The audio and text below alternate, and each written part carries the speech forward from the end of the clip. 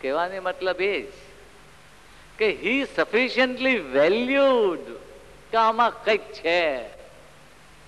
જો તમે આમ એક્સરસાઇઝ કરવા જાઓ એવી રીતે કરો તો કઈ થાય નહીં.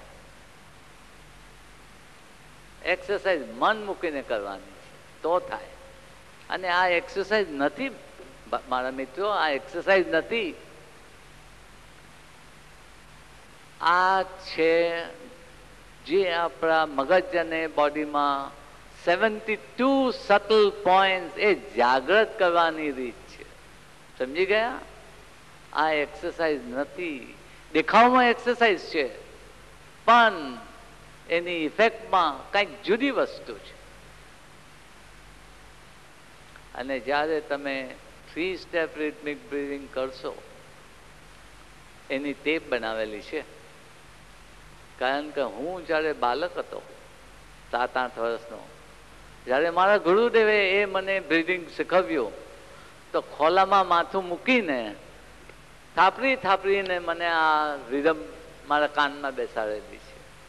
હવે તો આજના જમાનામાં ટેપ છે મ્યુઝિકલ, એટલે મેં એ ટેપ બનાવેલી છે. સાયન્સ શું કહે છે કે જો તમને કોઈ બી ચીજ 24 કલાક કરવી હોય તો તમને હેબિટ થવી જોઈએ. જો હેબિટ ના હોય તો કોન્શિયસલી કોઈ બી ચીજ ના થાય, થાકી જવાય, તૂટી જવાય. અડધો કલાક, કલાક બહુ થઈ ગયો. હેબિટ કેવી રીતે બને છે? જ્યારે તમે જાગ્રત હાલતમાંથી નિંદ્રામાં જાઓ છો, from your conscious state into the unconscious state, તમારી આ એક સંધ્યા છે. જેમ સૂર્યોદય ને સૂર્ય અસ્ત છે ને, તેમ તમારી બે સંધ્યા છે.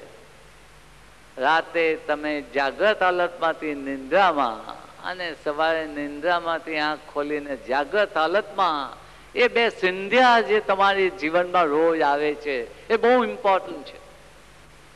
અને એ સમયે જે થાય છે એ અદ્ભુત છે. અને ઘણી ચીજો જે થઈ શકે છે તેમાંની એક હેબિટ, રાતે ટેપ મૂકી પલંગ પર સૂઈને કાલે બતાવું તેમ આ 3 સ્ટેપ રિધમિક બ્રીથિંગ કરતા જાઓ અને સૂઈ જાઓ. Go to bed, go to sleep, just breathing along with the tape music. બાકીના ટાઈમમાં નિંદ્રામાં બી તમારા બ્રીથિંગ આમ જ ચાલશે.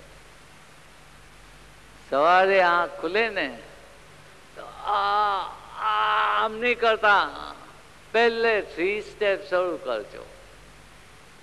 એક અડધો મિનિટ 3 સ્ટેપ કરી ભગવાનનું નામ લઈને બહાર ઉઠજો.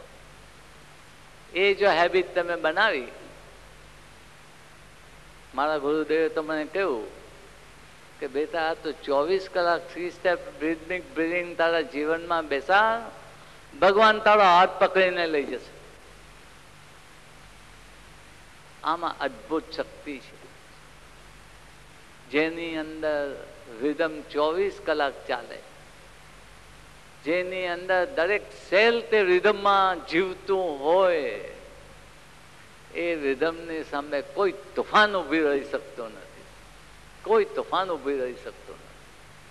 માટે આ બધું બોલવાનો હેતુ એક જ, that you may sufficiently value what is 3 step rhythmic breathing. સમજી ગયા? હવે કાલે આવો ને તો 100-200 સવાલ લઈને આવજો કે તમારો ને મારો માઇન્ડ ક્લિયર થાય. ઓકે? God bless.